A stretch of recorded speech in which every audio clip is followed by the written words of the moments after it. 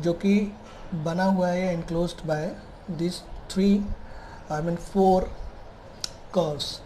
Y is equals to 4x, x plus y is equals to 3, y is equals to 0 and y is equals to 2. देखिए क्या करना पड़ेगा इसमें। सबसे पहली चीज़ तो हमें उन्होंने 4 पॉइंट्स किए थे, सबसे पहला काम तो इसका ग्राफ ड्रॉ करना पड़ेगा। तो आइए ग्राफ ड्रॉ कर लेते हैं।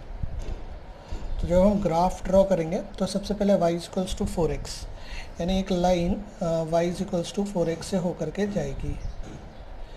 तो ये लाइन बना लेते हैं। ये सपोज है y is equals to 4x वाला लाइन। फिर क्या है, x plus y is equals to 3, यानी x पर हम 3 चलें, मान लेते हैं यहाँ कहीं पर मैं चला, और y 0 होगा वहाँ पर, क्योंकि x प्लस वाई का एडिशन कितना है, 3 है। तो वहाँ पर कोई लाइन जाएगी, वो लाइन कुछ ऐसे मान लेते हैं।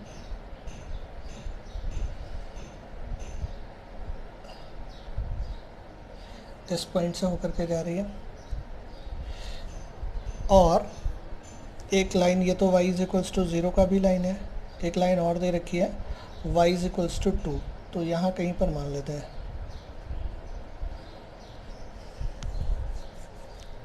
अब इन लाइंस के नाम भी लिख लेते हैं।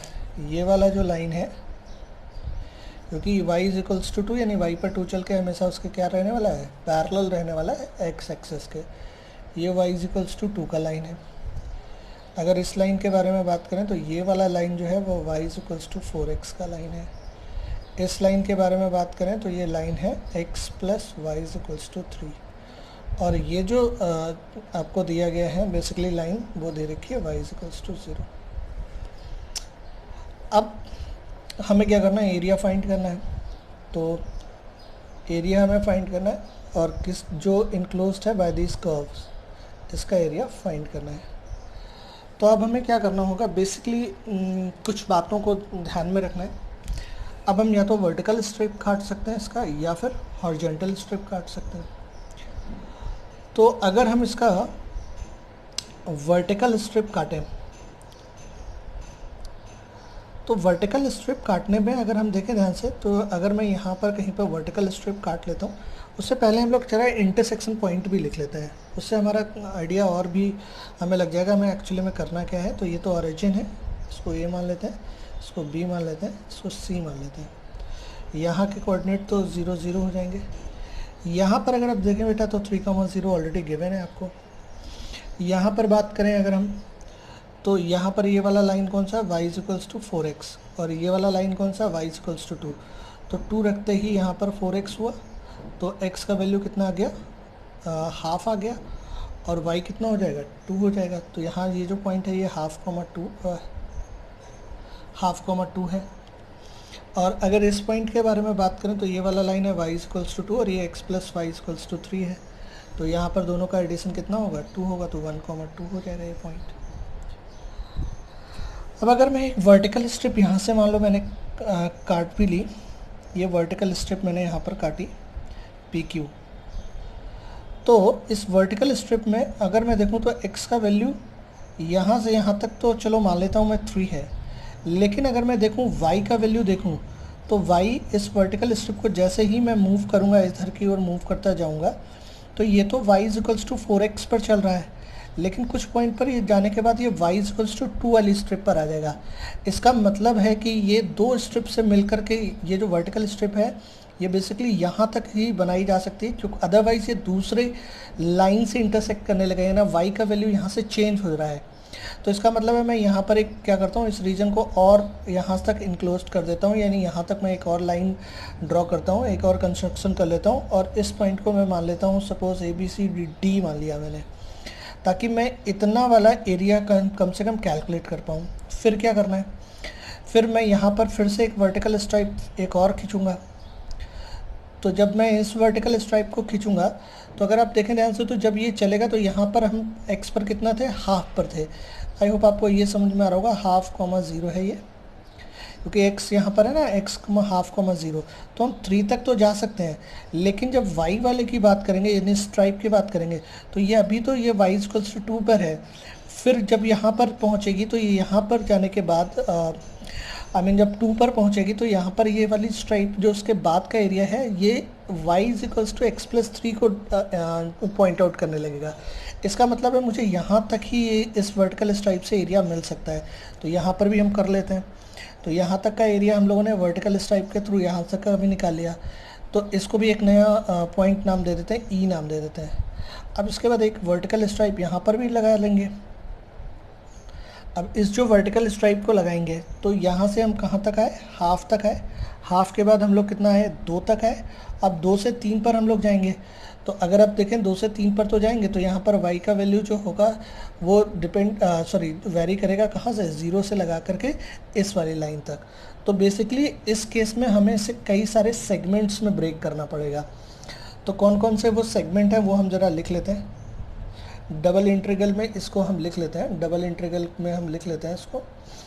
अगर आप देखें तो ये जो एरिया है इसका मैंने नाम दिया हुआ है ODP, x square plus y square dx dy। इस एरिया को हमें लेना पड़ेगा प्लस, फिर डबल इंटीग्रल में कौन सा एरिया लेना पड़ेगा, अब हमें लेना पड़ेगा DE BC DE x square plus y square dx dy plus और कौन सा एरिया लेना पड़ेगा, और लेना पड़ेगा BEA x square plus y square dx dy। अब पहले वाले एरिया की लिमिट की बात करते हैं।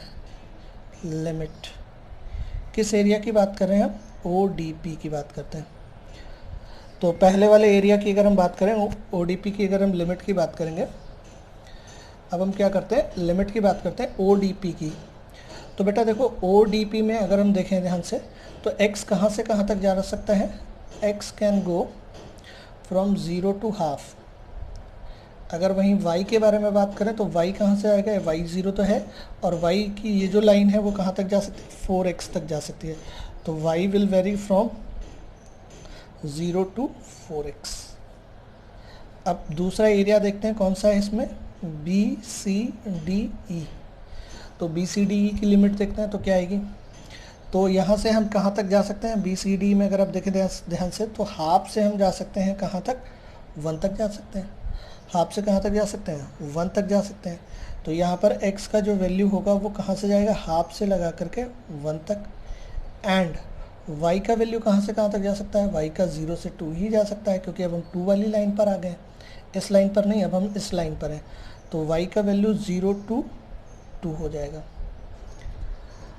तो ये दोनों ही कांस्टेंट लिमिट आ गई, कोई प्रॉब्लम नहीं है। तीसरा एरिया हमारे पास क्या बचा हुआ है, BEA की अगर हम बात करेंगे तो BEA में लिमिट कहाँ से स्टार्ट होगी, लिमिट स्टार्ट होगी 1 से लगा करके कहाँ तक जा सकते हैं, 3 तक जा सकते हैं। तो x जो होगा यहाँ पर 1 to 3 हो जाएगा।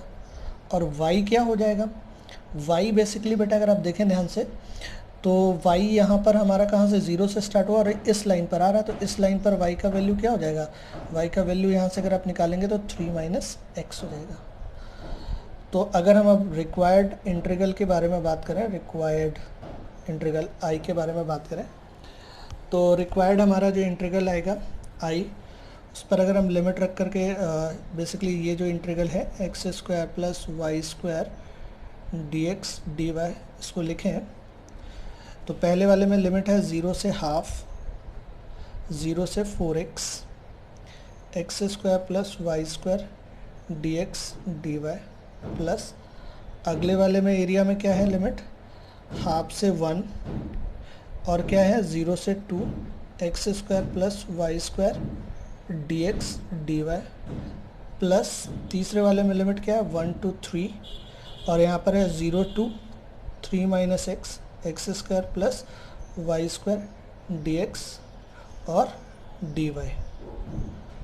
जब ये सारे मेथड हम लोग ऑलरेडी कर चुके हैं, यहाँ पे कांस्टेंट लिमिट का केस है, यहाँ पर दोनों एक वेरिएबल लिमिट है, दूसरे कांस्टेंट लिमिट उसका केस है। जब आप इस पूरे क्वेश्चन को सिंप्लीफाई करेंगे तो आंसर आएगा 463/48। आई होप आपको समझ में आया होगा। अगले लेक्चर में देखेंगे, ये काफ़ी इंपॉर्टेंट क्वेश्चन था, इस पर बेस्ड और भी क्वेश्चंस। Thank you.